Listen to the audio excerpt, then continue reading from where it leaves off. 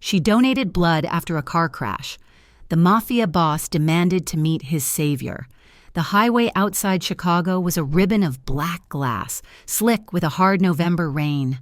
Lorenzo Moretti, secured in the back of the armored sedan, was not looking at the weather.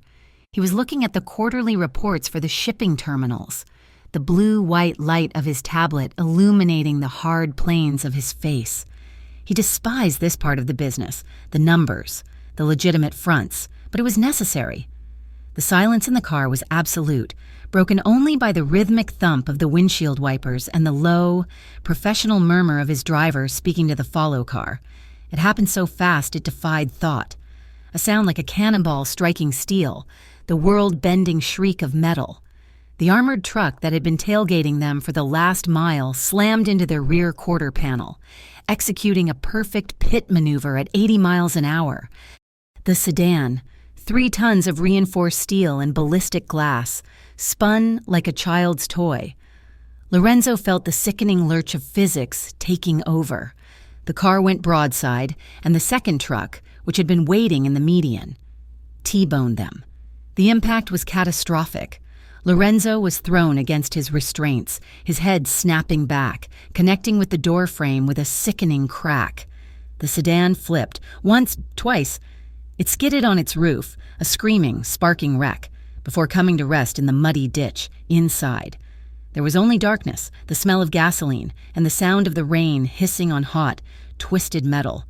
Lorenzo Moretti was still breathing, but only just. His driver and bodyguard were gone. He tried to move his left arm and felt a pain so sharp it blinded him.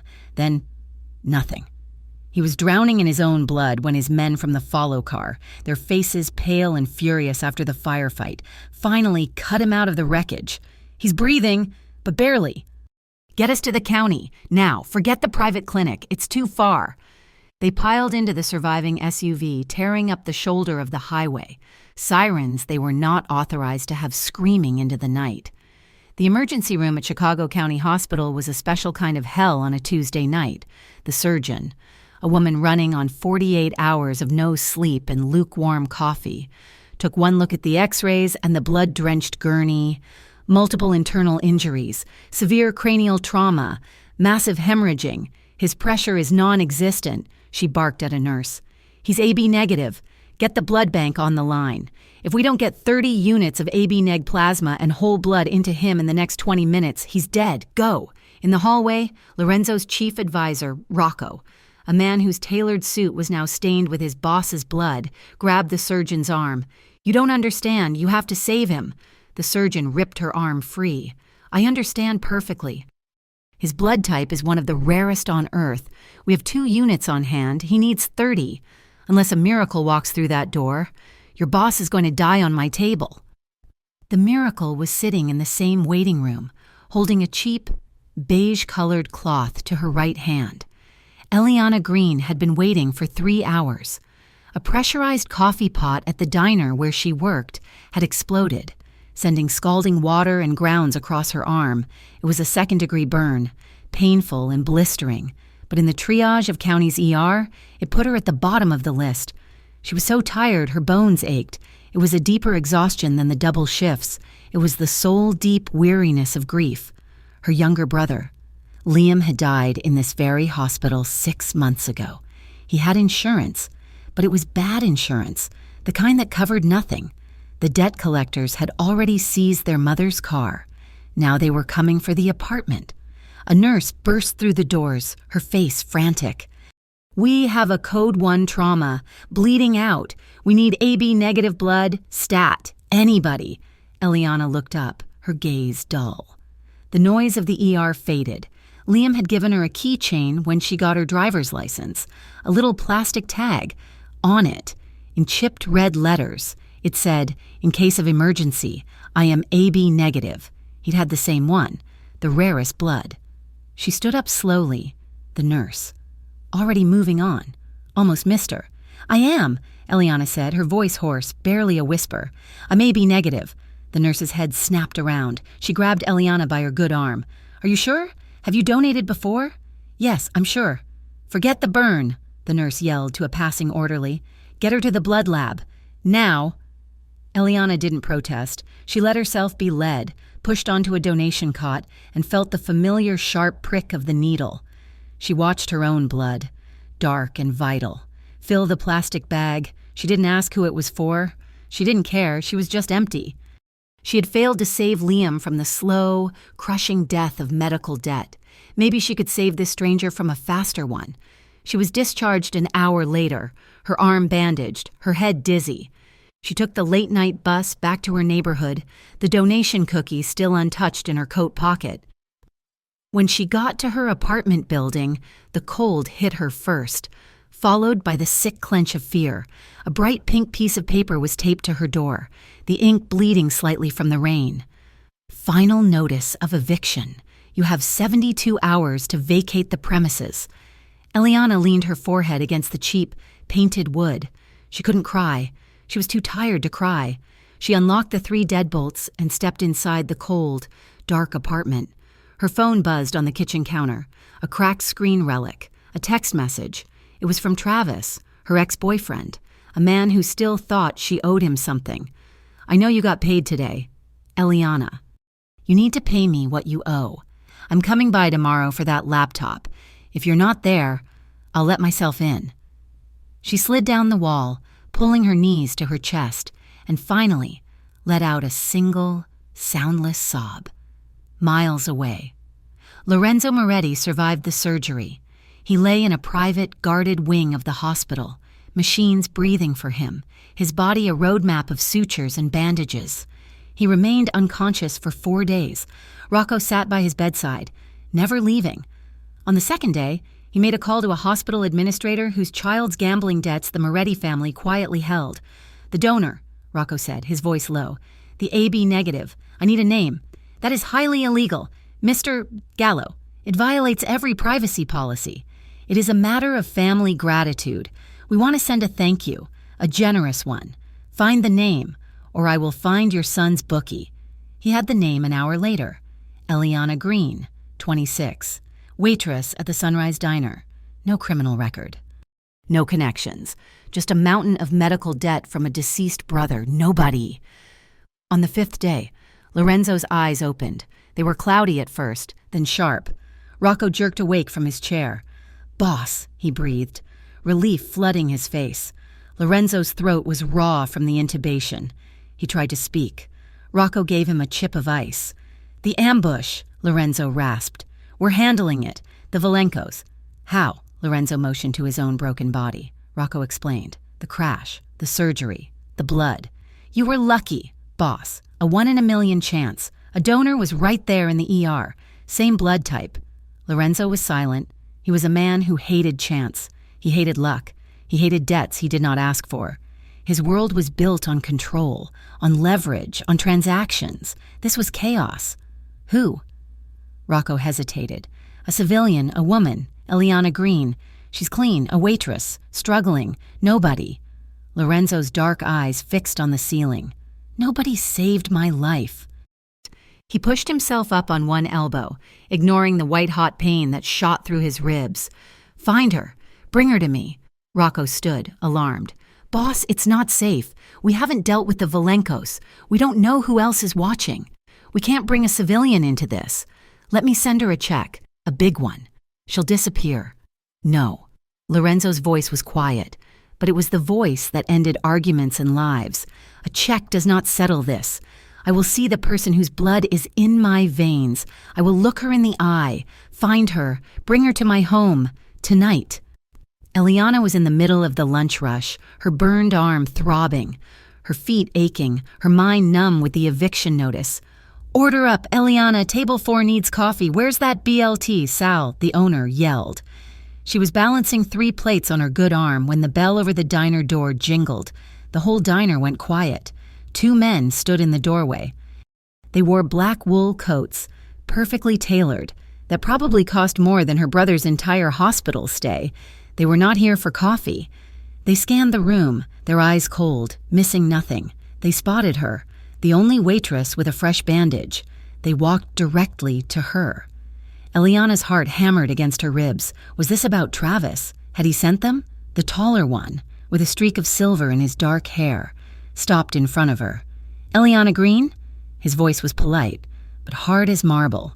"Yes," she whispered. The plate suddenly felt very heavy. "Our employer wishes to thank you for your recent donation. He requests your presence for dinner." She stared. "What? I'm working. I can't—" The man looked past her, at Sal, who was frozen by the register. "She's feeling unwell. She's leaving for the day. You will compensate her for the full shift." Sal just nodded, wiping his hands on his apron. "I don't understand," Eliana said, her voice shaking. "Who is your employer? He prefers to introduce himself." The man gently, but irresistibly, took the plates from her arm. "Please, your coat." It was not a request. It was a summons. 20 minutes later, she was in the back of a black sedan, moving silently through the city. She was still wearing her polyester uniform, smelling faintly of fried onions and coffee. They hadn't let her go home to change. They didn't go to a restaurant. They pulled into the private subterranean garage of the most expensive high-rise in Chicago. An elevator opened directly into the penthouse. Eliana stepped out and forgot to breathe. The room was vast, bigger than her entire apartment building floor. One wall was pure glass, looking down on the city lights like a scattering of diamonds. The air was still and warm. He was standing by the window, his back to her. He was dressed not in a suit, but in dark trousers and a simple black cashmere sweater. He turned, and her breath caught. It was him. Lorenzo Moretti. She knew the face from the newspapers, the whispers about the Chicago outfit, but the pictures did no justice to the reality.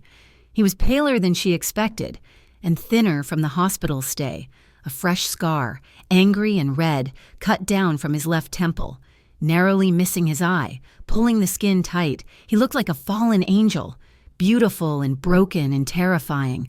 "Miss Green," he said. His voice was low, a gravelly rasp. "Thank you for coming." The two men who brought her melted away. A table was set for two, with white linens and sparkling crystal. "Please, sit." She sat, perching on the edge of the velvet chair. She was horribly aware of her cheap, worn-out shoes on the polished marble floor. A man in a white jacket poured her water from a glass bottle. Lorenzo sat opposite her. He did not move. He did not smile. He just watched her. It was the most intense scrutiny she had ever felt. More intimidating than Travis's rage, more clinical than any doctor. "They tell me," he began, "that I would be dead if not for you." Eliana swallowed. "I was just there. They said they needed blood. I had the right kind. And you just gave it?" It wasn't a question. It was a statement of disbelief. Yes, food was placed before them. Something delicate with fish and herbs. Eliana couldn't imagine eating. Her stomach was a cold knot. Lorenzo picked up his fork but didn't eat. He just continued to watch her, his eyes probing. "Why were you at the hospital, Eliana?" "I burned my hand, at work. The coffee pot." She held up her bandaged arm. His gaze flickered to the bandage, then back to her face. "And they let you donate. With an injury?" "It was an emergency. They said you were dying." He leaned forward slightly. The movement was predatory, curious. "You are not from this city." "No, I grew up in Wisconsin. I came here for my brother. He was sick." "Was?" "He passed away." 6 months ago." The words came out, flat and dead. Lorenzo's expression did not change, but something in his eyes deepened. He saw the grief she lived in. He saw the exhaustion. He saw the thinness of her coat and the fear she was trying to hide. He saw the eviction notice tucked in her pocket as if it were written on her forehead. "You saved my life," he said again, quieter this time. "That creates a debt." "I don't want anything," she said quickly, too quickly. "I didn't do it for money." "I know," he said. And she knew that he did. This, more than anything, seemed to fascinate him. He was a man who lived in a world of transactions, of favors and violence. Her simple, empty act of humanity was a language he didn't speak. She finally found the courage to look at him, really look at him. At the scar, the tiredness in his eyes, the immense, dangerous power he held in stillness. She felt a strange, terrifying pull. He was the most dangerous man she had ever met. And for the first time in months, her hands had stopped shaking. She put her napkin down, I should go. I have to be somewhere." He knew she was lying, but he nodded. "Rocco will have you driven home." He stood as she stood. He walked her to the private elevator, the silence stretching between them. She stepped in. Desperate to be back in her own cold, miserable apartment, the doors began to slide shut. "Eliana," she turned. He was holding out a small, incredibly thick black card. On it, a single phone number was embossed in silver. "I do not like debts," he said, his voice flat, "and I do not like chance. You are now part of my life." She looked at the card, then at his face. "Take it." She reached out and took it. Her fingers, calloused from work, brushed him. His skin was warm, electric. "If anything happens," he said, and his voice was no longer curious. It was a command. "If your ex-boyfriend comes near you, if your landlord threatens you, if you so much as spill coffee on yourself again, anything." His dark eyes held hers, and she knew he meant it. "Call me." The elevator doors slid shut, sealing her in. Normalcy was a phantom. Eliana tried to grasp it, but her hands passed right through.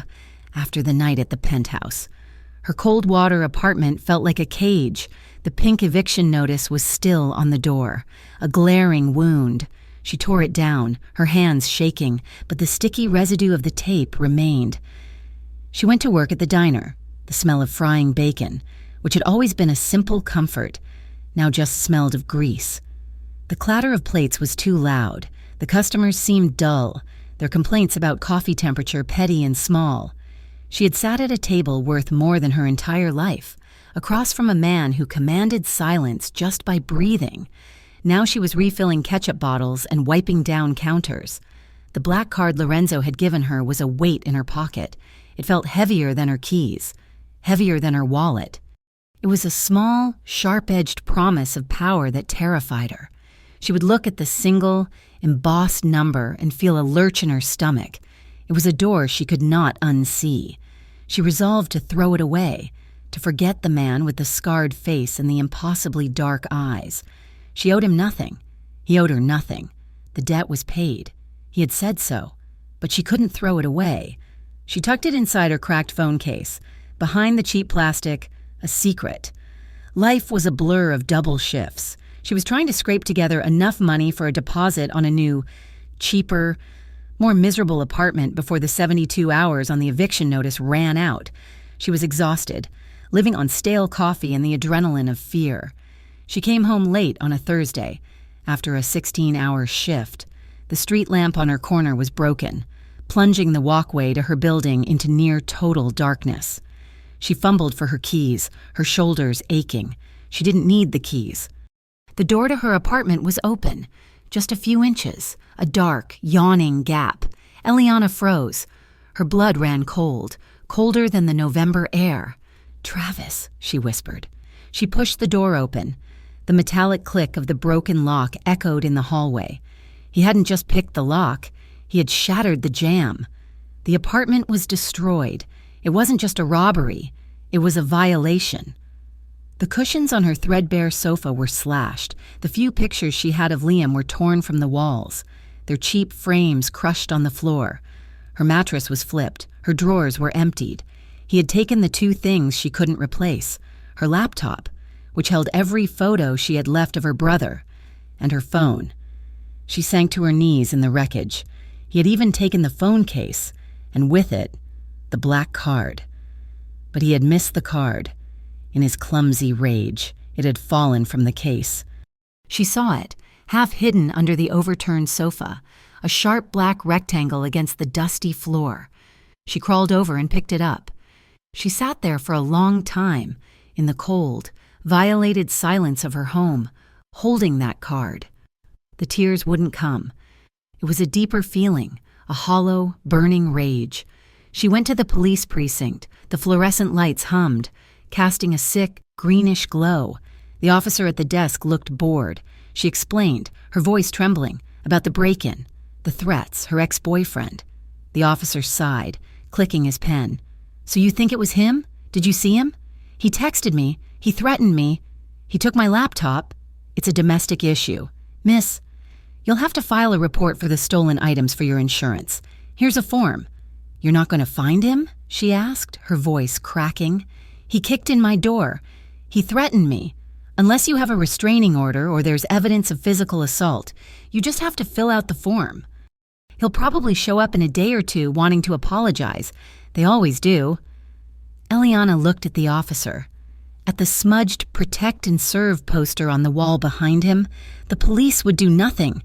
She was alone. The law was just a stack of forms. She walked out of the precinct, the useless paper clutched in her hand. She walked 3 blocks to a payphone, the kind that smelled of urine and despair. The wind whipped her hair across her face. Her fingers were numb as she dug a quarter from her pocket. She looked at the black card, the silver number seeming to glow in the dim light. Her heart was hammering so hard it hurt. This was a choice. She was stepping off the edge of her world and into his. She put the coin in the slot. She dialed the number. It didn't ring. There was just a single, silent click. "Yes." His voice. Low, gravelly, and instantly recognizable. He didn't say hello. He said yes, as if he had been waiting for her call and no other. She had to lean her forehead against the cold metal of the phone booth. "Lorenzo?" A pause. The silence on the line was absolute, deeper than the city traffic. "Eliana, where are you?" "Someone broke in," she stammered, the words rushing out. "My ex-boyfriend, Travis, he took everything, my laptop, my phone, he broke my door. The police won't do anything." Another pause, this one shorter, colder. "Give me your address." She gave it to him. "Give me his name." Travis Barker. "Stay in your apartment. Lock what's left of the door. Do not leave. But the lock is broken. My men will be there in 1 hour. Do not open the door for anyone but them. Do you understand?" "Yeah," she whispered. The line went dead. She ran back to her apartment, her heart in her throat. She pushed a chair under the doorknob and sat on the floor, her back against the wall, knees to her chest. She watched the clock on the microwave. 58 minutes later, there was a knock. It wasn't a violent bang like Travis. It was a sharp, polite, 2-rap knock. "Miss Green, it is Rocco. Mr. Moretti sent us." She pulled the chair away and opened the door. Rocco and the other man were there. They looked impassive. They didn't look at the mess. They only looked at her. "Are you harmed?" Rocco asked. "No. I'm just the one who took my things. The laptop and the phone. Yes, we know." Rocco looked at his watch. "We are handling it. A locksmith and a carpenter will be here in 20 minutes to secure the door. They will work for us. Do not pay them." "But Travis, what are you?" Rocco's gaze was not unkind, but it was final. "You will not be seeing Mr. Barker again, Mr. Moretti gave his word. That is all." They left. Eliana was alone again, but the air in the room had changed. The fear was gone, replaced by a vibrating, terrifying sense of anticipation. The locksmith came, a quiet man who fixed the jam and installed a new, heavy steel deadbolt. He didn't speak to her, just nodded and left. She slept on the floor, wrapped in her coat. The next afternoon, she was at work, running on fumes, when a courier in a crisp uniform walked into the diner. He carried a small, sleek, black box. "Eliana Green?" He handed her the box and a clipboard. She signed. She opened it in the break room. Inside, nestled in foam, was a new phone, the newest model. Expensive and black. She turned it on. The screen lit up. There was only one number in the contacts. Lorenzo. She stared at it. It was a leash. It was a lifeline. She didn't know which. She called him after her shift, from the bus stop. "Hello," she said, her voice small. "It is done," he said, his voice a low rumble. "He won't come near you again." "What did you do?" "I secured a debt. Eliana, that is all. He was found trespassing on one of my properties. He was convinced to leave the state. Your laptop was unfortunately damaged in his haste, but your photographs were recovered. They will be delivered to you." She closed her eyes. She didn't want to know. She knew he was lying, and she knew he was telling the truth. Travis was gone, beaten up, terrified, and gone. She felt a wave of relief so profound it made her sick. "I want to thank you," she said.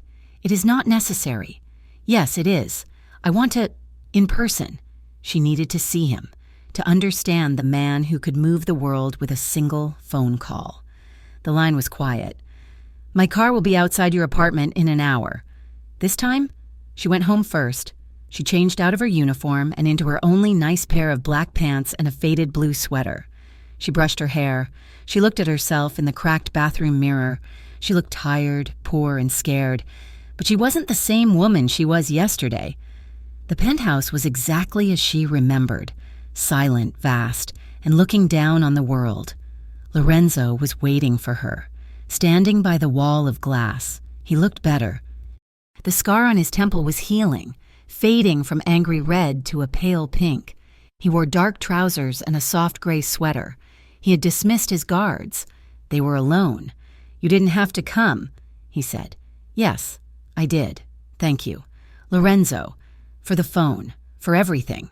He nodded, accepting it. He gestured to the kitchen, a massive expanse of marble and steel. Wine? She nodded. He poured 2 glasses of red so dark it was almost black.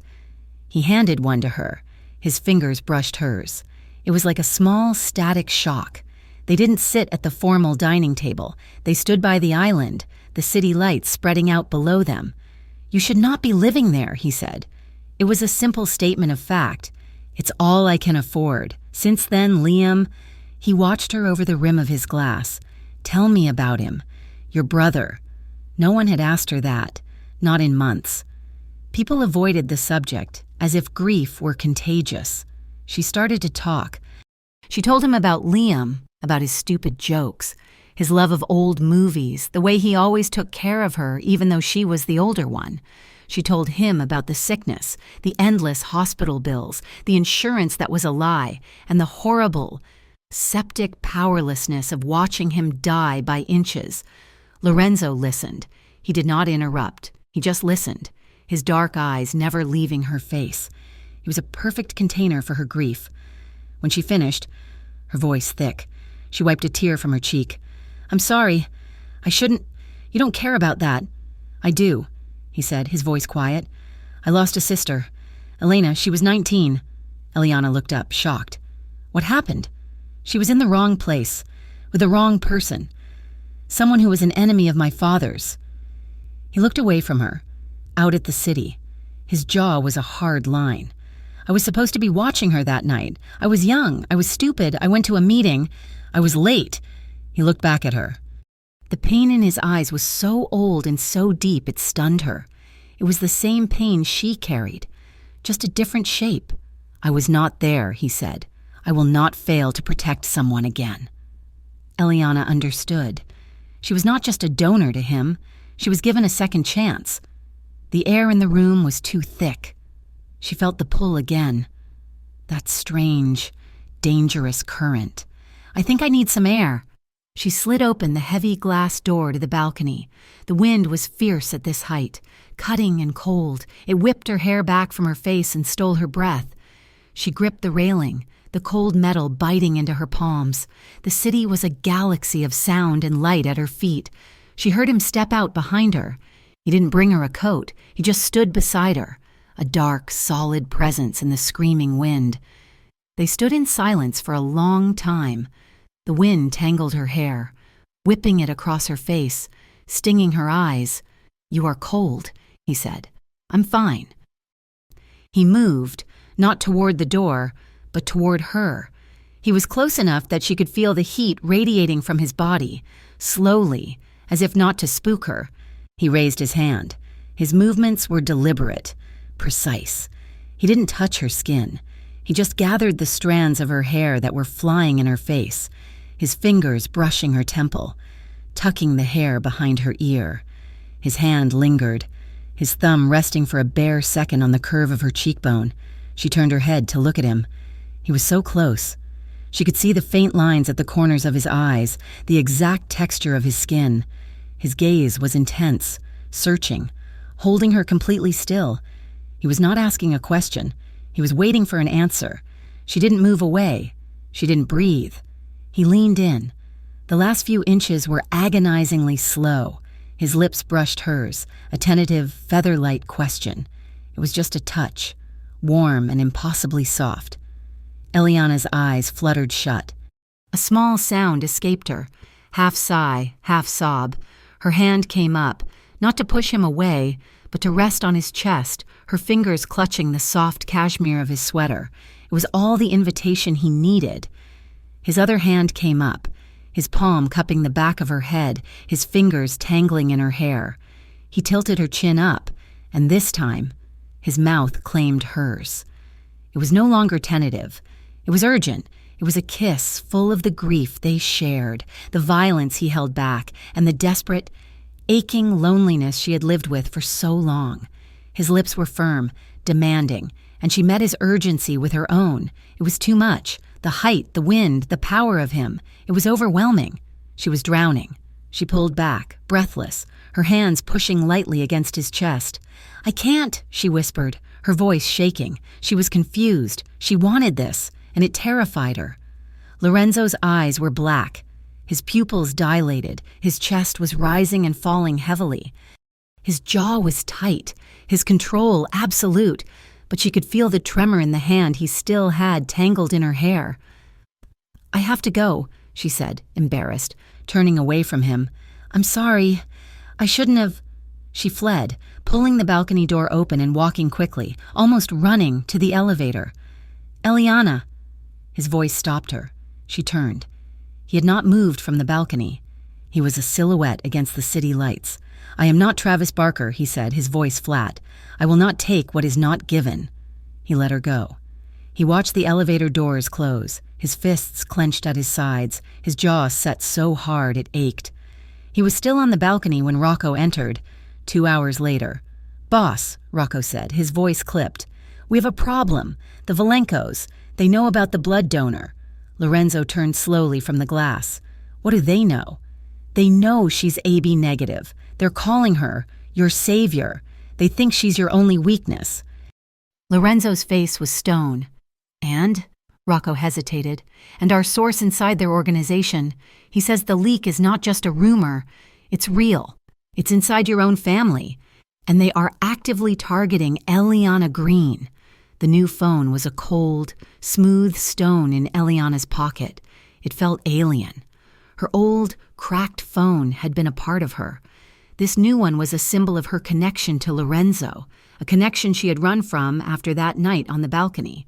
She went back to the diner, back to the clatter of plates and the smell of coffee. But everything was different.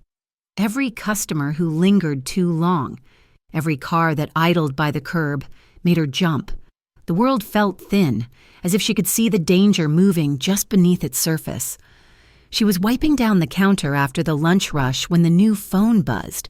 She had not given the number to anyone. She pulled it out, her hands damp. A text from an unknown number. "You shouldn't have saved him." Eliana's blood turned to ice.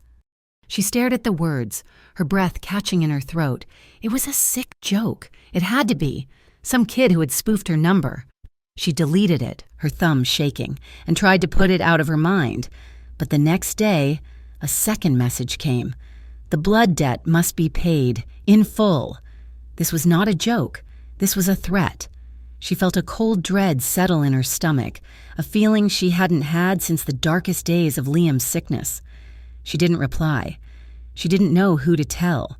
She couldn't call Lorenzo. Calling him would make it real.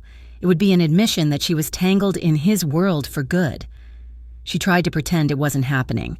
She focused on the eviction, on the dwindling number of days she had left. She worked a double shift, her body aching with exhaustion, and stumbled home long after midnight. Her apartment building was silent. She climbed the 3 flights of stairs, her feet heavy. As she reached her landing, she saw it. Her mailbox, number 3B, was ajar. She never got mail this late. She reached out, her fingers trembling, and pulled the small metal door open. Inside, there was not a letter, but a small, white box, a gift box, like one for a piece of jewelry. It was wrapped in a simple black ribbon. She took it out. It was light. She walked to her apartment door, fumbled with the new, heavy deadbolt, and stepped inside. She locked the door, leaning against it, her heart pounding. She sat at her tiny kitchen table and looked at the box. Maybe it was from Lorenzo, an apology, a gift. She pulled the ribbon. It fell away. She lifted the lid. Inside, on a bed of white cotton, was a dead rat. Its neck was broken, its body limp. Taped to its fur was a small, neatly folded note. "He's next," Eliana screamed. It was not a loud sound. It was a choked, horrified gasp. She threw the box across the room. It hit the wall, and the small, gray body tumbled onto the floor. She scrambled back, tipping her chair over, crab-walking away until her back hit the cabinets. She stared at it, the tiny, lifeless form, the note. "He's next." They weren't threatening her. They were threatening Lorenzo, and they were doing it through her.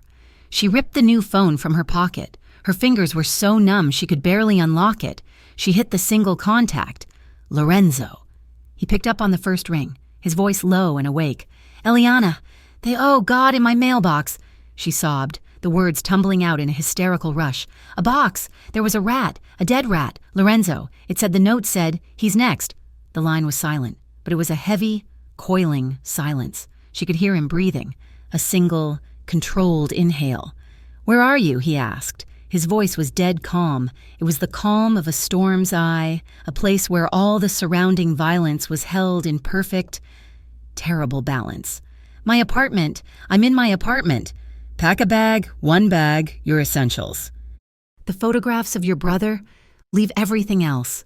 Rocco is 5 minutes away. He will knock 3 times. Do not open the door for anyone else." I can't. Eliana, pack the bag now." The line went dead. She was mechanical. She grabbed her backpack, stuffed in 2 changes of clothes, her toothbrush, and the small, framed photos of Liam she had rescued from Travis's destruction. She was zipping the bag when the knock came. 3 sharp, distinct raps. She opened the door. Rocco stood there, his face impassive. His eyes flicked past her to the dead rat on the floor, then back to her. "Miss Green, I can't do this," she whispered, tears streaming down her face. I don't belong in this. This is your world, not mine." Rocco's expression softened, but only fractionally. "You are in this world, Miss Green. You have been since you walked into that blood lab. You saved his life. They see you as his property, or worse, his heart." He removed the backpack from her nerveless fingers. "Come, the car is running." She didn't look back at the apartment. She didn't look at the rat. She just followed him, a ghost in her own life. The penthouse was just as she remembered, but it felt different. It was no longer a place of awe. It was a fortress.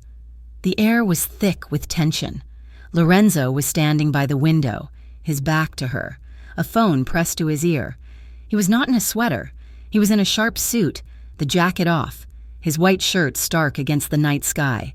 "I don't care what it costs," he said into the phone, his voice a low, lethal command. "I want his operation crippled by morning. I want him to know this was a mistake."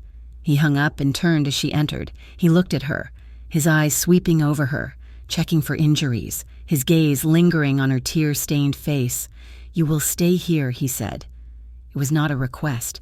"You will not leave this apartment. One of my men will be outside the elevator at all times. The housekeeper, Maria, will get you whatever you need." The shock was fading, replaced by a surge of defiant anger. "I'm not your prisoner. Lorenzo." He walked toward her, stopping just a few feet away. "You are my guest," he said, his voice hard. "But if you walk out that door, you are a prisoner of the Valenkos. They sent you that gift. It was a message to me. They will not be so poetic next time. Here, you're safe. This is temporary, until I finish this." And so, she became a resident of the gilded cage. The days blurred, the penthouse was silent, suffocating. Maria, a kind-faced woman in her 60s, brought her meals on a tray, smiling sadly at her. A man in a dark suit stood perpetually by the elevator, never speaking, never moving. Lorenzo was a phantom. He was in his office, a room she was not invited to enter, on endless, angry phone calls. Or he was gone for hours, returning late, his face grim, the smell of cold night air clinging to him. He respected her space. He was polite, almost distant, as if the kiss on the balcony, the night he'd saved her from Travis, had never happened. He slept in his own room, down a separate hall. But she felt his presence. She felt his eyes on her when she read a book on the massive white sofa. She was safe, and she was suffocating. She had nothing to do but think about Liam, about the life she had lost, about the man who now held her life in his hands. One night, sleep was impossible. The silence of the penthouse was louder than the city traffic. She padded into the vast kitchen, the cold marble floor shocking her bare feet. She poured a glass of water, her hand shaking. She looked at her reflection in the dark. Floor-to-ceiling window. A pale ghost looked back, trapped against the glittering, diamond-sharp lights of Chicago. It all hit her at once, the loss, the fear, the crushing, awful unfairness of it all. Liam was dead. He had died because they were poor, because his insurance was a scam, because the world was hard and cold, and here she was, standing in a palace of marble and glass, a prisoner of a man who commanded armies, who could have saved Liam with a snap of his fingers. The dam broke. She leaned against the counter and wept. She pressed her fist to her mouth, trying to muffle the sound, but the sobs were too big. They tore out of her, ragged and raw, for her brother, for her stolen, simple life, for the innocence she would never get back. The kitchen light flicked on, flooding the room, making her wince. Lorenzo stood in the doorway. He was in nothing but a pair of black drawstring pants, his feet bare. His chest was broad, his skin tanned, a faint map of old scars visible in the harsh light. He looked unguarded, his hair messy from sleep. He had been drawn by the sound. He saw her body shaking, her face buried in her hands. He didn't say, "Don't cry," and he didn't say, "It's okay." He just walked to her, took the glass of water from her shaking hand, and set it down. He stood in front of her, a solid, warm presence. "He shouldn't have died," she choked out, the words she had never said to anyone. It wasn't fair. I had to watch him just fade, and all this," she gestured weakly at the opulent kitchen, "all this wealth, and I couldn't save him. I couldn't do anything." He moved. Then, he pulled her against him. It was not a gentle, hesitant embrace. It was a hard, grounding, absolute hold. His arms were steel bands around her, one hand splayed across her back, the other cradling the back of her head, pressing her face into the warm, bare skin of his chest. She fought it for a second, then collapsed against him, her hands fisting in the waistband of his pants, her sobs muffling against his shoulder. He just held her. He was solid as a mountain, absorbing her grief, her rage, her despair. He said nothing, and he just held her. Finally, her crying subsided into shuddering breaths. She was still clutching him, her face damp, her breathing ragged. She was profoundly, intimately aware of him, the solid muscle of his chest, the warmth of his skin, his clean, masculine scent. She felt the steady, slow beat of his heart under her ear. She tilted her head back, wiping her face. She had to look at him. His eyes were black, his expression unreadable, but his gaze was locked on her mouth. He lowered his head. His lips found hers. It was not like the balcony, hesitant and questioning. This was raw, fueled by her pain and his own tightly leashed fury. It was a desperate, claiming kiss. He tasted of himself, and of a loneliness that matched her own. A small sound, half gasp, half surrender, escaped her. His hand tightened at the small of her back, and he lifted her as if she weighed nothing, seating her on the cold marble counter without ever breaking the kiss. She gasped at the sudden cold, and he used it, his mouth dominating hers, her legs, of their own accord, wrapped around his waist, pulling him closer. Her fingers tangled in his thick, dark hair, holding him to her. This was not a plea. This was a demand. His other hand traced the line of her jaw, his lips moving from her mouth, down her throat, finding the pulse that hammered there. She arched into his touch, a shiver running through her that had nothing to do with the cold. This was oblivion. This was a fire that could burn away the fear, the grief. He found the sensitive skin just below her ear, his teeth grazing her lightly, and her entire body tensed. It was too much, too fast, the reality of who he was, what he did, what he was capable of, flooded her senses. This wasn't comfortable. This was consumption. This was a man who lived in violence, and he was kissing her like he owned her. She put her hands flat on his shoulders. Her body went stiff. "Lorenzo, wait," she breathed. "Please, I can't." He froze. His entire body became rigid. His breath was hot on her neck. She could feel the violent tremor in his arms, the sheer, animalistic control he was exerting to stop himself. He pulled back, just enough to look at her. His eyes were black with arousal. His jaw clenched so tight a muscle jumped. He rested his forehead against hers, his breathing harsh and uneven. She could feel the heat rolling off him. "I'll wait," he whispered, his voice rough. She stared at him, confused. "I'll wait," he repeated, pulling back further, "until you are sure. Until you are not running from grief and not running from fear." His hands, which had been so possessive, now gently, steadily, grasped her waist and set her back on her feet. He stepped back, putting an acre of cold marble between them. The next day, the tension in the penthouse was different. It was no longer cold and suffocating. It was electric, charged. She watched him. She saw the way his eyes followed her when she crossed the room. She was falling for him, and it terrified her. He was a monster.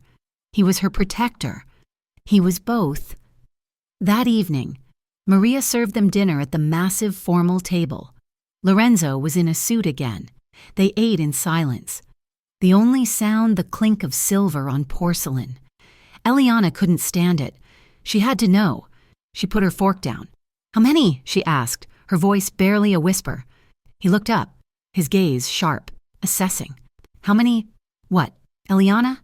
How many people?" Her voice was stronger now. "How many people have you hurt? To get all this? To protect this?" He didn't flinch. He didn't look away. He didn't lie. He held her gaze, his own as clear and cold as the night. "To protect my family? To secure my business?" he said, his voice even. "I stopped counting a long time ago." His honesty was a physical blow. It was worse than any lie, a lie she could have dismissed, fought against. The truth, delivered so calmly, confirmed everything. She was sitting across from a killer, a man who had held her while she cried, a man who had promised to wait for her. She felt sick. "Excuse me," she whispered. She stood, her chair scraping on the floor, and left the table. She walked to the great wall of glass in the living room, wrapping her arms around herself. The city lights were a cold, blurry taunt. What am I doing here? She was in love with a monster. She touched the cool, thick glass, feeling the trapped vibration of the city, a sound like a sharp, sudden crack split the air. In front of her face, the glass didn't shatter, it exploded. A spiderweb of fractures raced outward from a perfectly round, dark hole. It was just inches from where her head had been. She didn't even have time to scream. She heard a primal roar from behind her. Down. Lorenzo moved faster than she thought humanly possible. He crossed the vast room in a blur, his suit jacket flying open. He hit her like a force of nature, his shoulder connecting with her ribs, his body shielding hers, wrapping her up as they crashed to the hard marble floor. Shards of safety glass rained down on them, tinkling like ice. He was over her, a human shield, his body heavy and solid. "Are you hit?" he yelled, his voice a raw command. "Eliana, are you hit?" She was shaking, gasping for air. The wind knocked out of her. No, I don't think so." Rocco and two other guards burst into the room from the elevator, guns drawn, fanning out, surrounding them. Lorenzo's face, inches from hers, was a mask of pure, cold fury. It was the most terrifying expression she had ever seen. He looked at Rocco, his voice a low, lethal whisper that cut through the chaos, silencing the ringing in her ears. "Get her to the safe room, now!" He looked at his other men, his eyes like chips of ice. "No more warnings. Find out who gave the order. I don't care who you have to burn. Find them." The penthouse safe room was not a room. It was a vault, a seamless cube of gray steel hidden behind a false library wall. Eliana sat on a narrow cot, her knees drawn to her chest, the echo of the sniper's shot still ringing in her ears. Lorenzo was not in the room with her. He was outside, a caged tiger. his voice a low, furious rumble that even the steel door could not fully contain. He was giving orders, and the city was burning. 2 hours later, Rocco opened the door. "It's time to go, Miss Green." "Go where?" "Somewhere safer. The car's in the garage." The journey was a blur of silent tension. She was in the back of the same armored sedan, Lorenzo beside her. He had not spoken a word to her since he'd tackled her to the floor. He just sat, his jaw set, staring out the reinforced window as the city lights gave way to the black, empty highways of the countryside. They drove for nearly 3 hours, turning onto a private, unlit road and passing through a checkpoint manned by men with assault rifles. The house was not a house. It was a fortress disguised as a mansion. A sprawling stone and glass structure set in the middle of a dark, dense forest. It was beautiful, isolated, and completely terrifying. "We will stay here for a few days," Lorenzo said, his voice flat as he walked her inside. The vast main room was warm, a fire blazing in a hearth tall enough to stand in. "A retreat, until I handle the situation in Chicago." Eliana knew a cage when she saw one. "A retreat," she repeated, her voice hollow. "Or a prison." He turned to her, his face exhausted. The fury from the penthouse banked into a cold, hard weariness. "This is the most secure property I own. Eliana. The walls are reinforced. The glass is ballistic. There are 50 of my best men on the perimeter. No one can get to you here.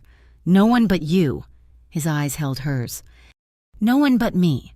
The first 2 days were a silent war. They were alone. The staff, a terrified married couple, served meals and disappeared. Lorenzo was constantly on his secure phone, his voice a low, angry buzz from behind the closed doors of a study. Eliana felt like a ghost, wandering the cavernous, empty rooms. She was safe, and she was utterly trapped. On the 3rd afternoon, she found the piano. It was a black grand sitting in a glass-walled room that overlooked the woods. She hadn't played in years, not since before Liam got sick. She sat down, her fingers hesitating over the keys. She began to play, a simple, melancholy piece she remembered from her childhood. The notes were rusty, but the melody was pure, a thread of sad, simple beauty in the sterile fortress. She didn't hear him enter. When she finished, the final note hanging in the air, she saw him standing in the doorway. He was just watching her, his expression unguarded, unreadable. "I didn't know you played," he said. Not really." She lowered her hands from the keys. He walked into the room, his gaze lingering on the piano. "My sister, Elena, she played beautifully." He touched a high C key, the single note striking the silence. "I'll keep it tuned." That night, the silence at dinner was different. It was no longer angry, it was aware. "You can't cook, can you?"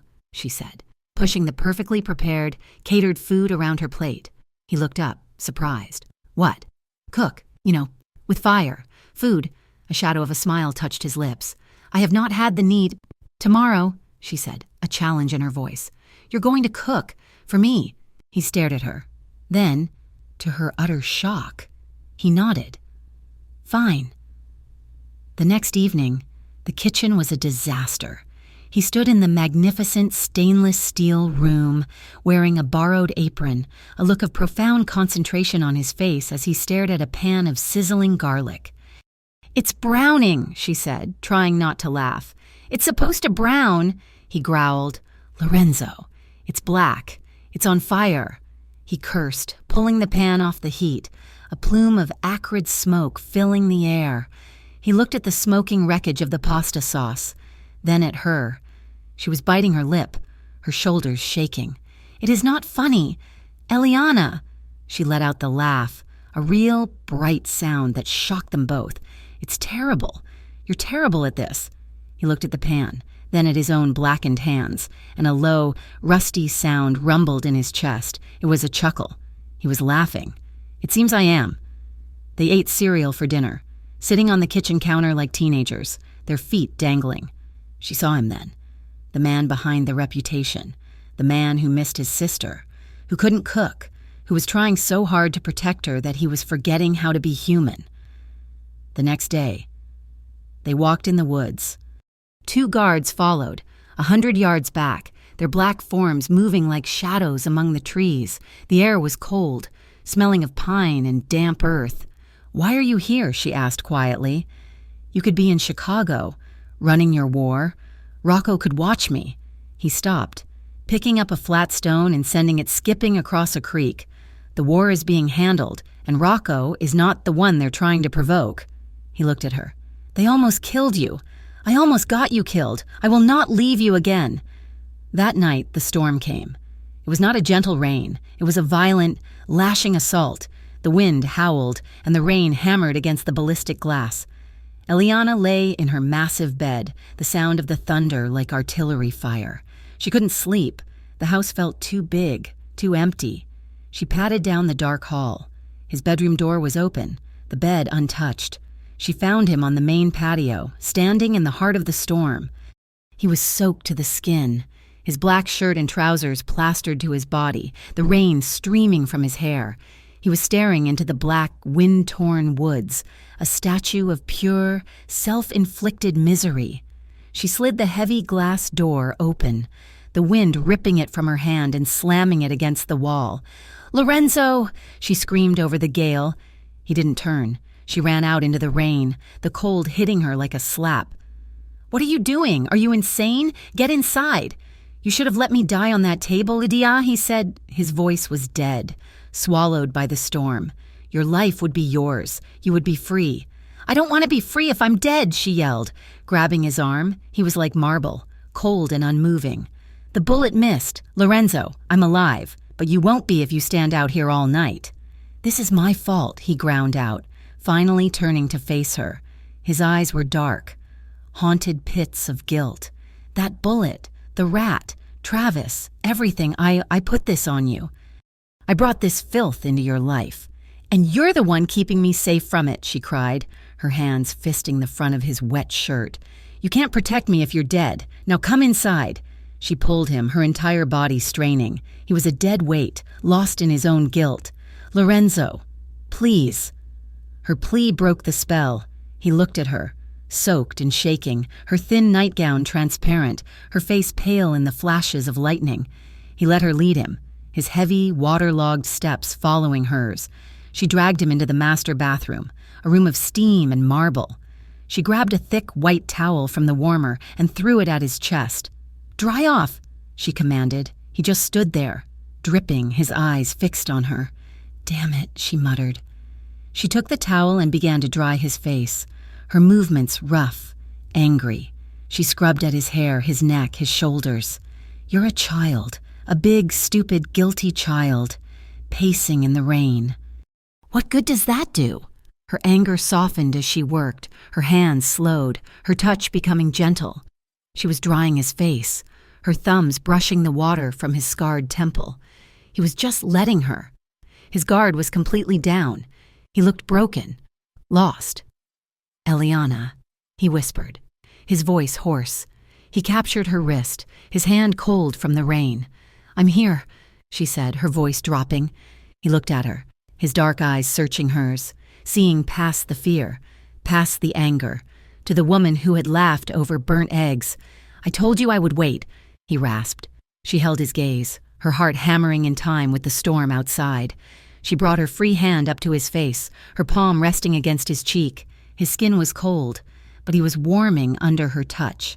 "I'm tired of waiting," she whispered. "I'm tired of being afraid." He didn't move. He was giving her every chance to escape. She leaned in, and she kissed him. It was a kiss of salt and rain and surrender. He didn't take, he received. His hands came up to her waist, his grip hesitant, as if she were made of glass. She pressed closer, deepening the kiss, telling him with her body what she was too afraid to say with words. "I'm here. I choose this." A low groan rumbled in his chest. His control broke, his arms banded around her, lifting her off her feet, his mouth claiming hers with a desperate, pent-up hunger. He didn't carry her to the bed. He carried her against the wall, his body caging hers, his lips moving from her mouth to her jaw, to the pulse that hammered in her throat. "You're sure?" he breathed against her skin. It was not a question. It was a final, desperate plea. "I'm sure," she gasped. Every movement was deliberate. It was not the desperate fumbling of the kitchen. It was a slow, emotional claim. He laid her on the bed, the room lit only by the frantic, silent flashes of lightning. His eyes never left hers as he slowly, reverently, peeled the wet nightgown from her skin. His hands explored her as if he were a blind man reading a secret, his touch tracing her collarbone, her ribs, the curve of her hip. Her breath caught in her throat, a sharp, aching sound. She was not a victim. She was not a prisoner. In this room, she was his equal. She unfastened the buttons of his wet shirt, her fingers brushing the hard muscle of his chest. He was beautiful, a creature of scars and power, and he was hers. When they finally came together, it was a collision of two solitudes. It was slow and deep and overwhelmingly emotional.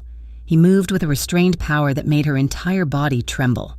His eyes locked on hers, watching every flicker of pleasure, every hitch in her breath. She wrapped herself around him, holding on as the storm inside finally broke. They fell asleep entangled, her head on his chest, his arms locked around her, the rain lashing against the windows, unable to touch them. She woke to sunlight streaming into the room. The storm was over. She was warm, her body held securely against his. She turned her head. He was awake, watching her. The darkness, the guilt, was gone from his eyes. There was just a quiet, profound peace. He smiled, a small, real smile. "Good morning," he whispered. "Good morning." He kissed her, a slow, deep, morning kiss. "Stay here. I have an idea." She heard him in the kitchen, the sounds of cabinets opening, a pan clattering. 10 minutes later, a familiar, acrid smell wafted down the hall. She found him in the kitchen, shirtless, wearing his rain-soaked pants from last night, frowning at a pan of utterly blackened eggs. She leaned against the doorframe, crossing her arms. "Again, Lorenzo? You murdered them. You're a breakfast assassin." He turned, a wooden spoon in his hand, and he laughed, a real, unrestrained laugh that lit up his entire face. "I am a monster." "The worst," she said, laughing with him. The sound was so new, so bright, it felt like a miracle. The joy lasted exactly 4 minutes. It was shattered by the shrill, encrypted ring of his satellite phone. He snatched it up, his face instantly transforming.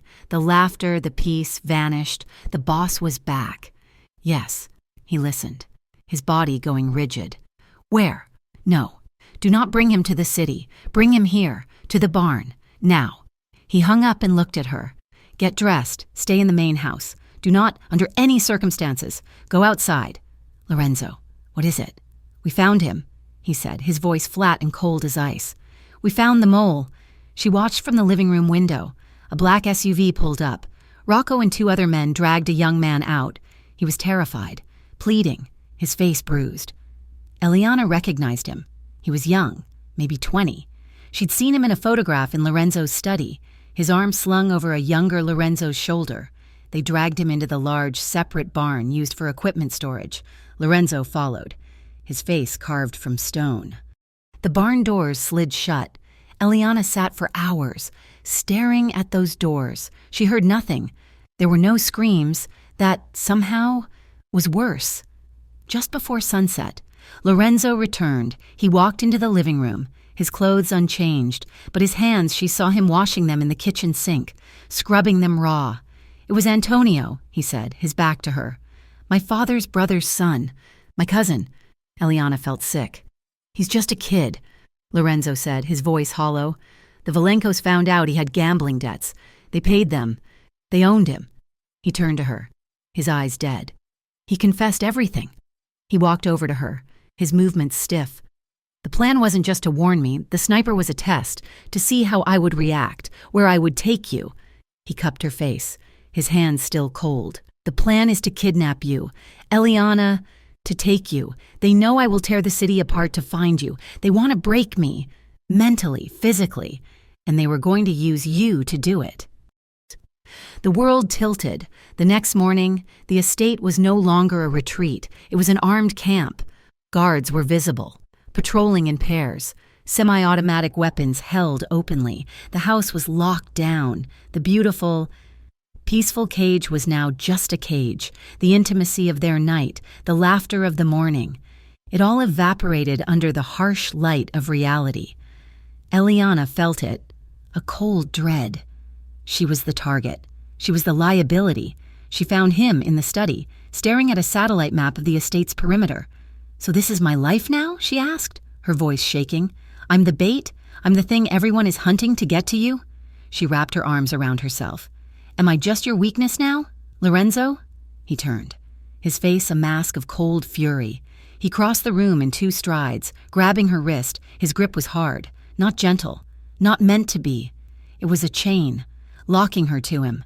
He forced her to look at him, his eyes burning into hers. "You are not my weakness, Eliana," he growled, his voice low and fierce. He pulled her hand, her entire arm, and pressed her palm flat against his chest, over his heart. "You are my reason. You are the only thing that is... You are my reason." The words echoed in the silence of the fortress. They were meant to be a comfort, a vow. But to Eliana, they sounded like a sentence. He was her reason for being hunted. He was her reason for being locked in this beautiful, sterile cage. The love, the passion, the laughter they had shared, it was all now just a part of the trap. War was no longer a threat. It was a reality. The estate transformed from a safe house into a command center. Men with hard eyes and earpieces moved through the halls. Rocco was a permanent fixture, his laptop open on the massive dining table, which was now covered in maps and surveillance feeds. The house hummed with a low, electric tension, the quiet, efficient thrum of a machine being tuned for violence. Lorenzo was no longer the man who had laughed at burnt eggs or held her while she cried. He was the boss. He was a general, moving his pieces on the board, his voice a low, cold monotone on encrypted calls. He was preparing to tear Dmitry Valenko's organization apart, root and stem. He was also a man haunted. He watched her constantly.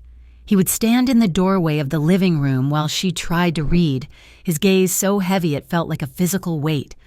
He would join her for meals, but the man who sat across from her was a stranger, his mind miles away, calculating risk, planning attacks. The tenderness was gone, replaced by a possessive, suffocating protection.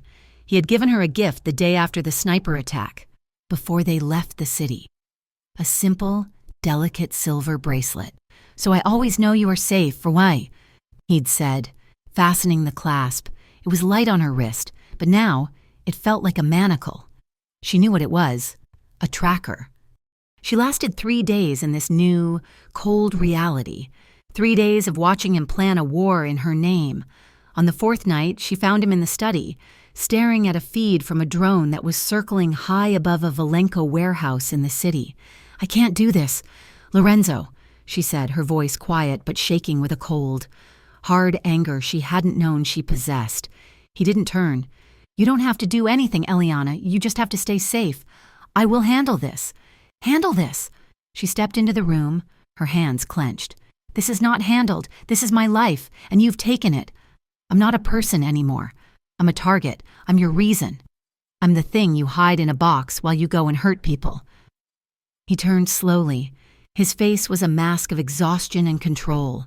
"I am doing this to protect you." "You're not protecting me. You're imprisoning me," she cried, the words finally breaking free. "I want my life back." "Your life?" he scoffed, a single, bitter sound. "The life where your ex-boyfriend kicked in your door? Where were you 1 shift away from being homeless? Where were you getting death threats in the mail? That is the life you want?" "Yes," she shouted, jabbing a finger at him. "Yes, because it was mine. It was poor, and it was hard, and it was dangerous, but I was free. I made my own choices. I was not your prisoner. I was not the cause of a war. I don't want this. Lorenzo, I don't want your men and your guns and your blood money. I want to go home." The silence that followed was absolute. He stared at her, his expression unreadable, but she saw the flicker of deep, profound hurt in his eyes.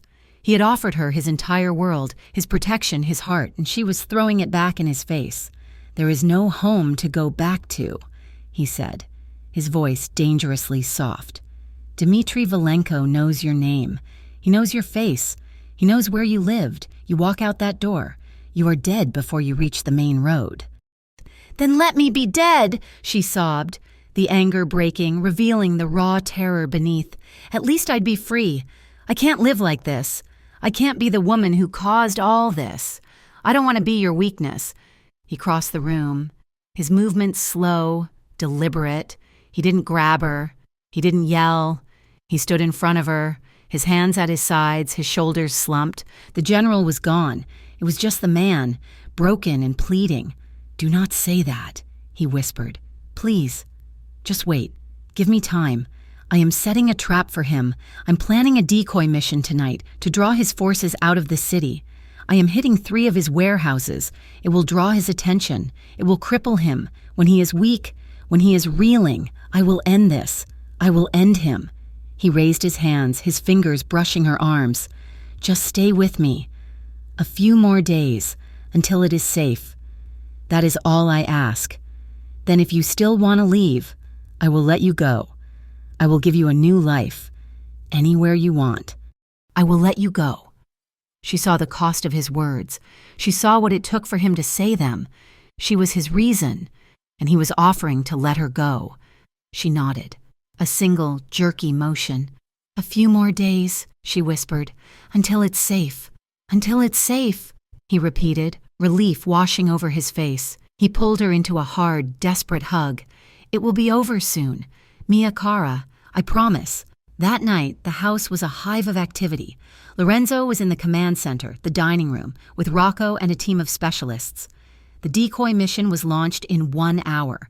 He was sending a large portion of his men, a visible, aggressive force, to strike the warehouses in Chicago. It was a show of strength, designed to make Dmitry panic, to make him pull his best men back to the city to protect his assets. "You stay in the master suite," Lorenzo commanded, kissing her hard. "Lock the door. Do not open it for anyone but me. The perimeter is on high alert, but you are safest there." "Be careful," she whispered, clinging to his shirt. "I am not going. I am running the assault from here." He said, "This is my trap. I will not be in it." He left, and she locked the heavy oak door. She sat on the edge of the bed, the silver bracelet on her wrist feeling impossibly cold. The house was quiet, too quiet. The hum of the command center was on the other side of the estate, insulated by stone and distance. She heard a faint pop, like a champagne cork, far away, then another pop, pop. It was a sound she shouldn't be hearing. It was the sound of silenced weapons, and it was coming from inside the perimeter. She jumped up, her heart leaping into her throat. She ran to the door, her ear pressed against it. She heard nothing but the pounding of her own blood. Then she heard footsteps, heavy, running footsteps, coming down the hall. "Lorenzo?" she called out, her hand on the doorknob. The doorknob turned. She scrambled back. The lock, which she had engaged, clicked. A metallic thunk, and the heavy door swung open. A man in black tactical gear stood there, a silenced pistol in his hand. He wasn't one of Lorenzo's. The insignia on his shoulder was a 2-headed eagle. "Valenko!"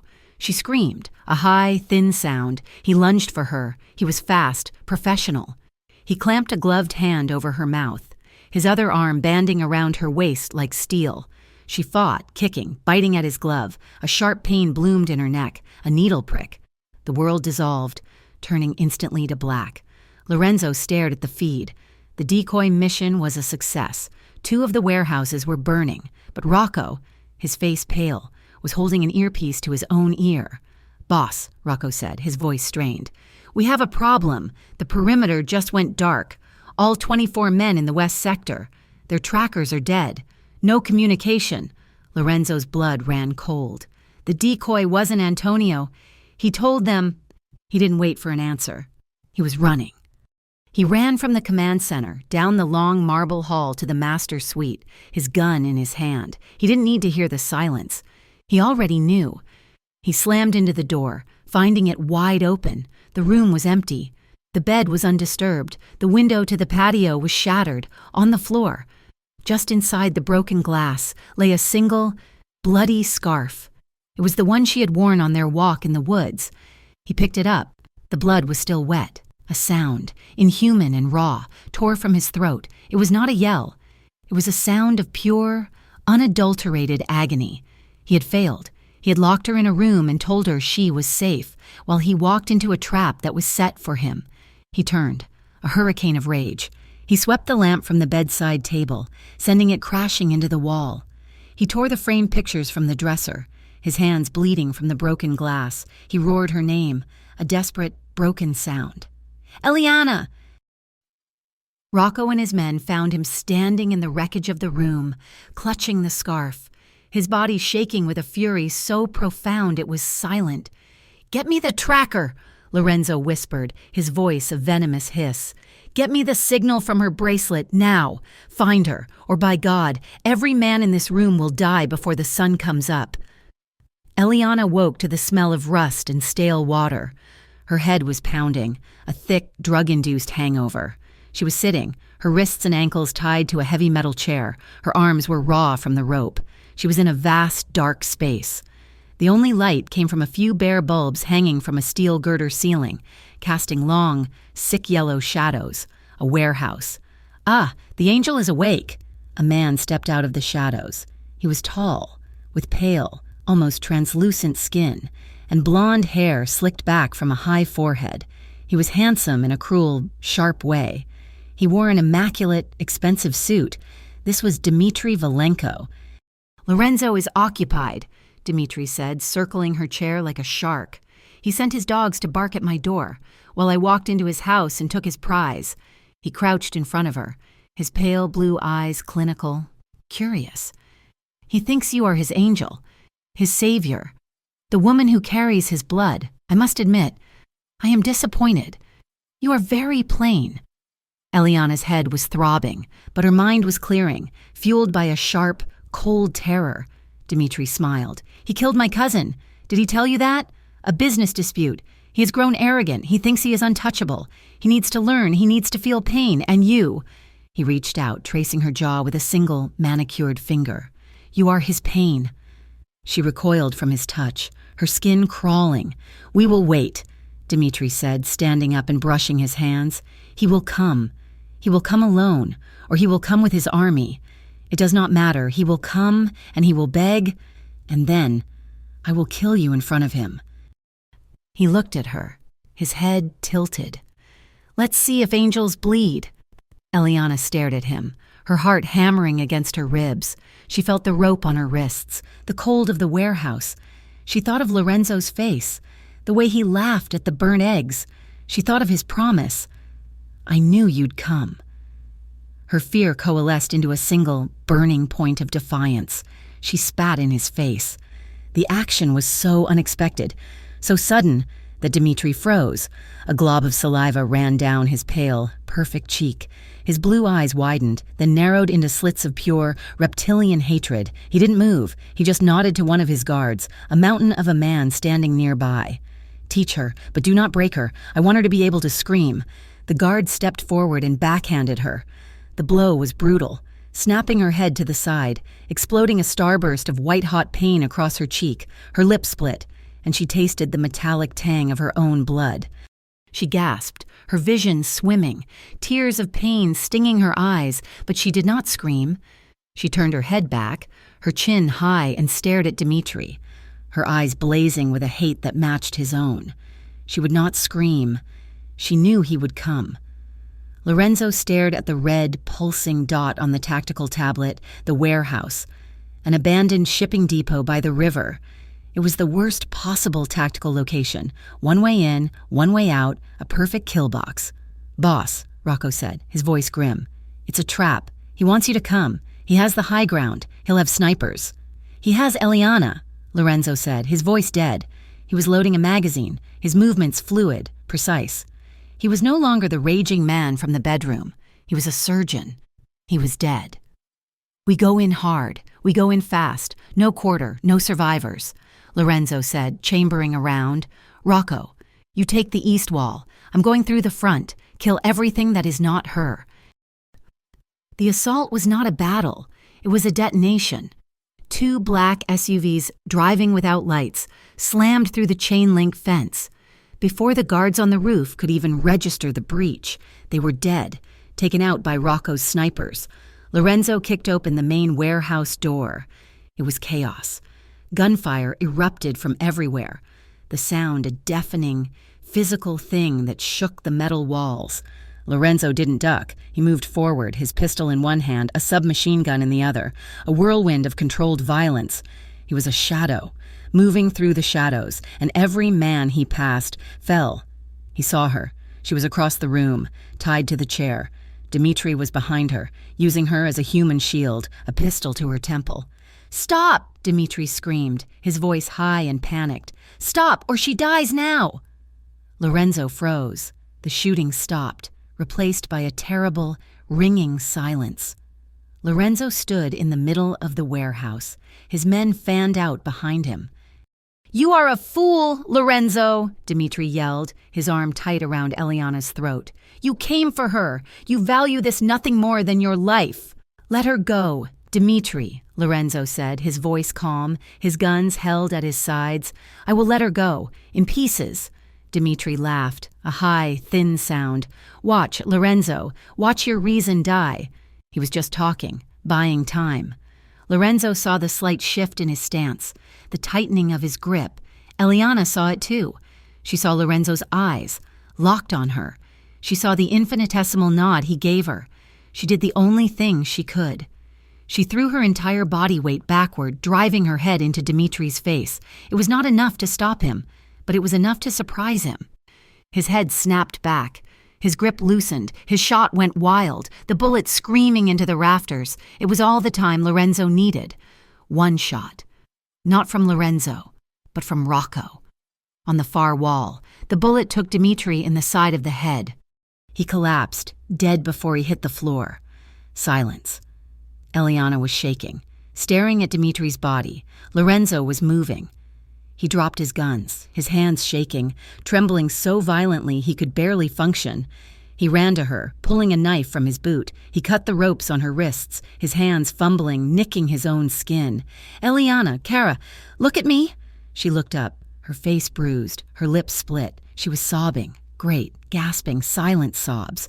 As the last rope fell away, she launched herself out of the chair and into his arms. She wrapped her legs around his waist, her arms locking around his neck, burying her face against his throat. She was shaking, her whole body convulsing. He held her, his arms like steel, his face buried in her hair. He was shaking too, the killer, the boss, the man who had just stormed a warehouse. He was holding her, trembling like a child, murmuring her name over and over, his voice thick. "I'm sorry, I'm sorry, I'm sorry." Rocco touched his shoulder. "Boss, we have to go. The police will be here in minutes." Lorenzo didn't let her go. He carried her, his arms locked around her, and walked out of the warehouse, his men forming a shield around them. He put her in the back of the armored sedan, climbing in beside her, pulling her onto his lap. He held her as the car tore away from the curb, the sirens wailing in the distance. She was still sobbing, her fingers clutching his jacket. He just held her, stroking her hair, kissing her temple. He owned tears wet on her skin. After a long time, her sobs subsided. She was still tucked against his chest, his arms a fortress around her. She was safe. She was alive. She lifted her head, her bruised face pale in the flashing lights of the city. "I didn't scream," she whispered, her voice raw. "When he hit me, I didn't scream." He looked at her, his heart breaking. "I knew you'd come," she said. They did not go back to the country estate. Lorenzo took her home, to the penthouse, the fortress of glass that had once felt like a cage, now felt like the only safe harbor in the world. The massive, shattered window in the living room had already been replaced with a seamless pane of new glass, as if the sniper's bullet had been a bad dream. But it was not a dream. Eliana's body was a map of the kidnapping. Her face was a watercolor of purple and yellow bruises. Her split lip was swollen, and her wrists were raw and chafed from the ropes. A quiet, private doctor had seen her, his hands gentle, his eyes avoiding Lorenzo, who stood in the corner like a stone guardian. Eliana slept for 24 hours, a deep, exhausted, trauma-induced sleep. Lorenzo never left. The master bedroom, where they had made love, was her recovery room. But Lorenzo did not join her in the massive bed. When she woke, blurry and aching, she found him on the floor. He had not taken a pillow or a blanket. He had dragged a low, uncomfortable armchair from the living room, and when he'd inevitably fallen asleep, he had slumped out of it, his head resting on the hard edge of the chair's seat, his body angled awkwardly on the carpet. He was still in his clothes from the warehouse, his suit rumpled, his face gray with exhaustion. He was a man who commanded a city, who slept on floors made of marble, and he had chosen the hard, rough carpet to be near her. Her movement, a small wince as she sat up, woke him instantly. His head snapped up, his eyes wild and disoriented for a fraction of a second. The boss replaced by a man terrified he was still in the nightmare. "Eliana," he breathed, scrambling to his knees by the bedside. You're awake." She looked at him, the king of Chicago, on his knees, his hair a mess, his eyes red-rimmed. He looked broken. "Get up," she whispered, her voice a raw croak. He flinched, as if she had struck him. "I'm sorry. I'll get you water." "I'll get Maria." "No," she said. She shuffled over, her body screaming in protest, to the edge of the bed. She patted the mattress beside her. "Get up, here." He stared at the bed, then at her, as if she had asked him to levitate. "Lorenzo." "You're a fool," she whispered, her bruised lip making her smile lopsided. "Get in the bed." He moved slowly, as if uncertain, and sat on the edge. He was stiff, keeping a respectful distance. He was afraid to touch her. Eliana sighed. She did not have the strength for words. She simply leaned her body, bruised and broken, against his. She laid her head on his shoulder. He was rigid for a moment, a statue of surprise, and then, with an unsteady, shuddering breath, he melted. His arms came around her, his hold so gentle, so careful, as if she were made of spun glass. He did not pull her close. He simply held her, a living, breathing shield. She pulled him closer, her arms wrapping around his waist. They held each other in the silent, sunlit room, breathing the same air, their hearts beating in the same steady, grounding rhythm. They did not speak. There was nothing to say that their bodies were not already saying. Eliana healed, and as she did, Lorenzo worked. He did not leave the penthouse. He brought his war room to her, while she read on the sofa, her feet tucked beneath her. He and Rocco sat at the glass dining table, speaking in low, clipped tones. "The names," he said, his voice flat. "The ones she heard Dimitri say, the shipping container numbers. We found them." "Boss," Rocco said, his voice grim. "He was smarter than we thought. He wasn't just moving guns. He was moving federal bonds. Millions from the port of Antwerp." Eliana had heard the names in the warehouse, tied to the chair. She had listened to Dimitri on the phone, arrogant and boastful, listing his partners, his accounts, his shipments. She had thought it was just the rambling of a madman. She had repeated the nonsense words, the fragments of calls, to Lorenzo in the quiet hours of her recovery. To her, it was nonsense. To Lorenzo, it was a ledger. He did not retaliate with bullets. He did not send his men to burn warehouses. He made a single phone call to an old, quiet man in Washington. He did not give his name. He just gave the facts, the container numbers, the bank accounts in Zurich, the names of Dimitri's partners, who, it turned out, included a very prominent, very corrupt city councilman. Lorenzo Moretti was a gangster, but he was also a surgeon. He used the truth like a scalpel. He dismantled Dmitri Valenko's entire network, not with a war, but with a whisper. He exposed the rot, and he let the legitimate world, the world of the federal government, devour the corpse. It was this, the sheer scale of the implosion, that brought them two agents, a man and a woman, in drab, sensible suits. They were FBI. They did not come with a warrant, they came with an invitation. Maria let them in, and they sat on Lorenzo's white sofa, looking uncomfortable and small in the vast, sunlit room. Lorenzo sat across from them, in his own chair. Eliana sat beside him. He had not wanted her in the room, but she had insisted. "They are here because of me," she'd said. "I will not hide." "Miss Green," the female agent, Harris, began. She was all sharp angles and sharper eyes. "We know what you've been through. The kidnapping, it must have been traumatic." Eliana just nodded. "The men who took you were part of the Valenko organization, an organization that, thanks to a trove of anonymous tips, is now completely defunct. Its assets are frozen, its partners are being indicted." "That's good news," Eliana said quietly. "It is," the male agent, Childers, said, leaning forward. "But a man like Dmitry Valenko had partners, dangerous men who are now scrambling, who are wondering what you know, what you heard in that warehouse." Lorenzo, who had been silent, spoke. His voice was a low, cold rumble. "She knows nothing." Agent Harris ignored him, her eyes fixed on Eliana. "We believe you are in extreme danger, Miss Green. These men are not like Mr. Moretti. They are not organized, they are sloppy, and they are desperate." "What do you want?" Eliana asked. "We are offering you a way out," Harris said, her voice softening. "A new life, the Witness Protection Program. We can have you on a plane in an hour, a new name, a new town, a new job, a safe, clean slate. No one will ever find you." Eliana looked at the agents. She saw the life they were offering, a small, beige-colored apartment in a city she didn't know, a job as a waitress, probably, a life of looking over her shoulder, a life of nothing, a life without the man sitting next to her. She felt Lorenzo's hand on the arm of his chair, his fingers gripping the wood so hard his knuckles were white. He was furious. He was vibrating with a rage that was so potent. She could feel the heat of it. He wanted to throw these people from his home. He wanted to tell them that he was her protection, that he was her new life, but he said nothing. He was silent. He was waiting for her. He was letting her choose. Eliana looked back at Agent Harris. "A new life," she repeated. "Completely," Harris said, sensing a victory. "You would be free." Eliana stood up. The agent stood with her, expecting her to go and pack her bag. Lorenzo remained seated, a statue of carved stone, his eyes on the floor. He would not look at her. He could not bear to watch her go.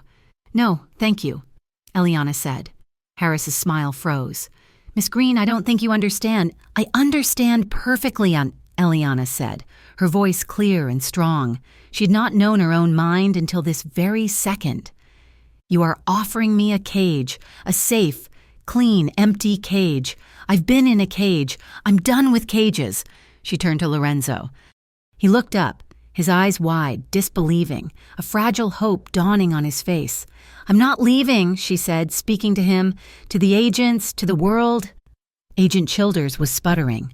"But Mr. Moretti, he's the reason you're in danger," Eliana laughed. It was a clear, strong sound.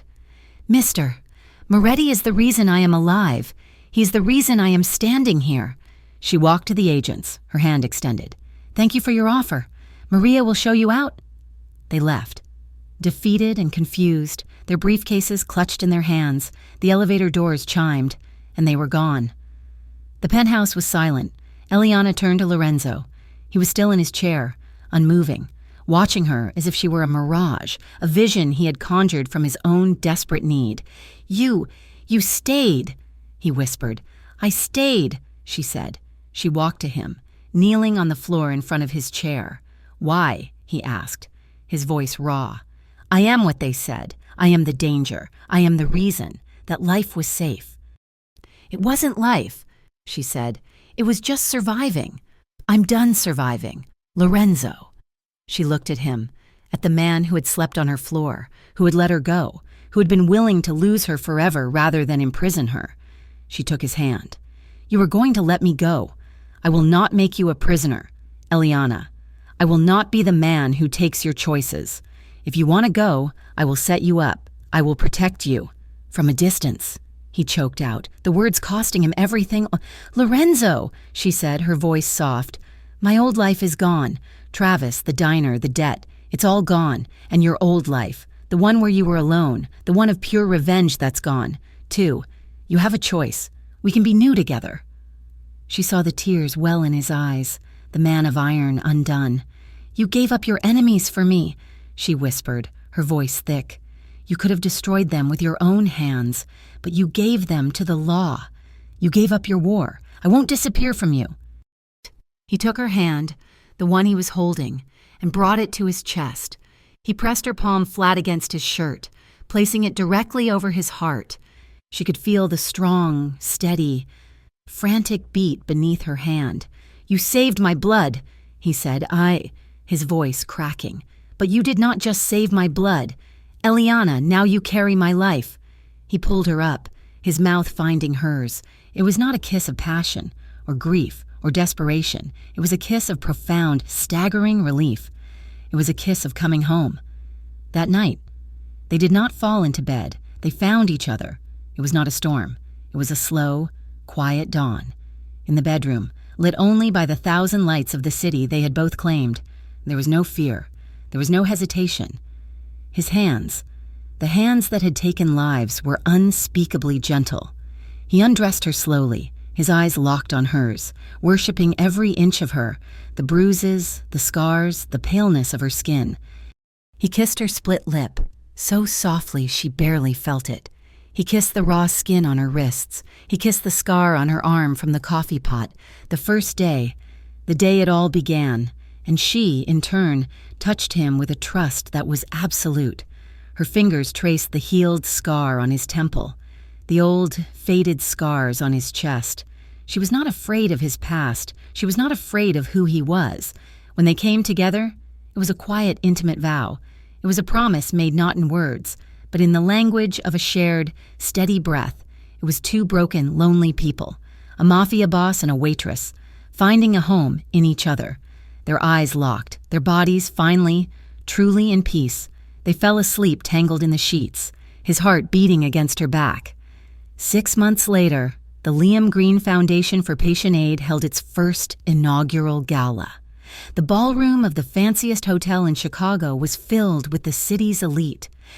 Doctors, hospital administrators, philanthropists, and city officials. At the podium, speaking with a calm, clear, and confident voice, was Eliana Green. She was not in a waitress uniform. She was in a simple, elegant dark blue gown, her hair up, the silver bracelet on her wrist the only jewelry she wore. She spoke of her brother, of the failure of the system, and of the new foundation, funded by a massive anonymous endowment that would ensure no one would die or lose their home because of medical debt. As she finished, the applause was thunderous. She smiled, a real, radiant smile, her eyes scanning the crowd. A ripple went through the room. A space had cleared at the back, by the main doors. Lorenzo Moretti stood there, dressed in a perfectly tailored black tuxedo. He was not smiling. He just watched her, his pride, his devotion, a tangible, physical force in the room. Whispers erupted. "Is that him?" "They say he's the one who funded it." "They say she was his." He walked through the crowd. The whispers died as he passed. The city's most powerful men and women parted for him like the sea. He walked directly to the podium, not taking his eyes off her. He reached the stage, took her hand, and kissed it, bowing his head to her in a gesture of pure, public respect. He did not care about the whispers. He did not care about the crowd. He only had eyes for her. Later, as the gala was winding down, he pulled her aside into the shadow of a terrace overlooking the city. "You were incredible," he murmured, his voice low, for her alone.